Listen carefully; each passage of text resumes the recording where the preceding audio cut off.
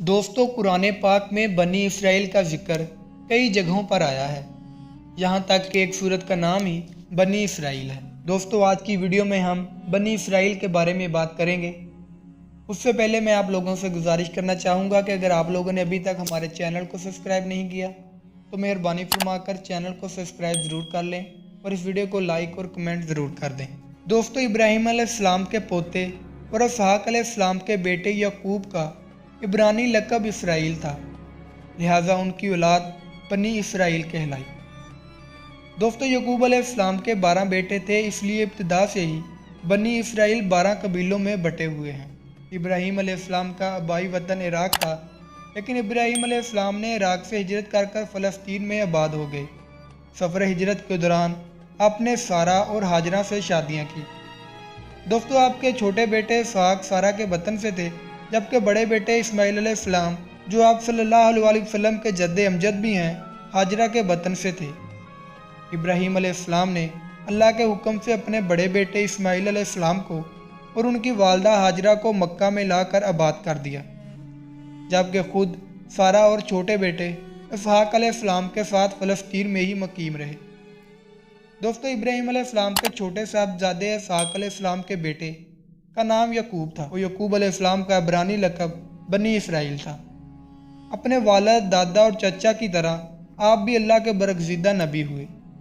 दोस्तों, याकूब अलैहिस्सलाम के 12 बेटे थे, जिनमें से सबसे छोटे यूसुफ अलैहिस्सलाम मिस्र में एक बहुत बड़े सरकारी ओहदे पर मुतमकिन हुए, तो बेशुमार बनी इसराइल मिस्र में जाकर आबाद हो गए।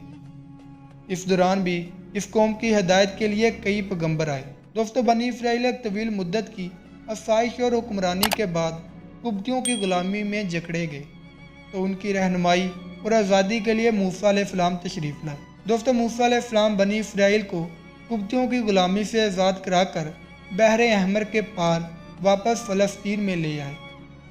यहाँ आपके बाद आपके भाई हारून अलैहिस्सलाम पैगंबर और बादशाह हुए। इसके बाद एक तवील अरसे तक बनी इसराइल ने फ़लस्तीन पर हुकूमत की। दोस्तों, इस दौरान इन पर अल्लाह ताला की तरह तरह की नेमतें नाज़िल हुई, जैसे मन्नो सलवा वगैरह। ताहम इस कौम ने इनकी कदर ना की और इनमें सैकड़ों नबी भेजे गए। कईयों का इनकार किया गया, कईयों की नबूवत तो कबूल की गई, मगर उनकी नाफरमानी में कोई कसर अठा ना रखी गई। दोस्तों, इसके बाद भी अल्लाह ताला ने बनी इसराइल के 2 बाप बेटों दाऊद और सुलेमान अलैहिस्सलाम को इज़्ज़त बख्शी। दोस्तों, सुलेमान अलैहिस्सलाम 9वीं सदी क़ब्ल अज़ मसीह में फ़लस्तीन के मशहूर फरमानरवा और पैगंबर थे।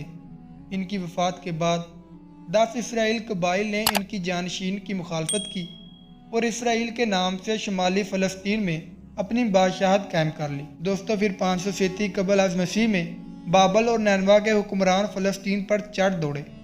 इन्होंने बनी इसराइल को बड़े पैमाने पर कत्ल किया और हज़ारों को गुलाम बनाकर अपने साथ ले आए। दोस्तों, अगर आप लोग बनी इसराइल के बारे में मज़ीद जानना चाहते हैं तो कुरान करीम का मुतालिया ज़रूर करें।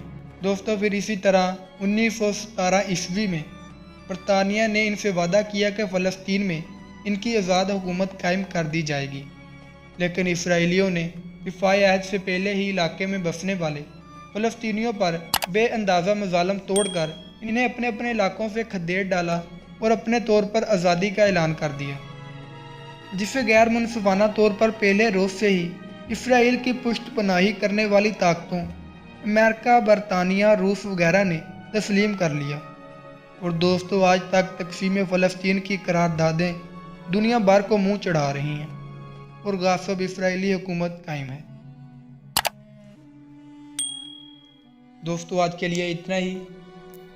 इस वीडियो का दूसरा पार्ट मैं जल्द ही आप लोगों के सामने पेश करूंगा। उस वक्त तक के लिए आप लोग हमारे चैनल को सब्सक्राइब करें और इस वीडियो को लाइक, कमेंट और शेयर ज़रूर करें। खुदा हाफिज़।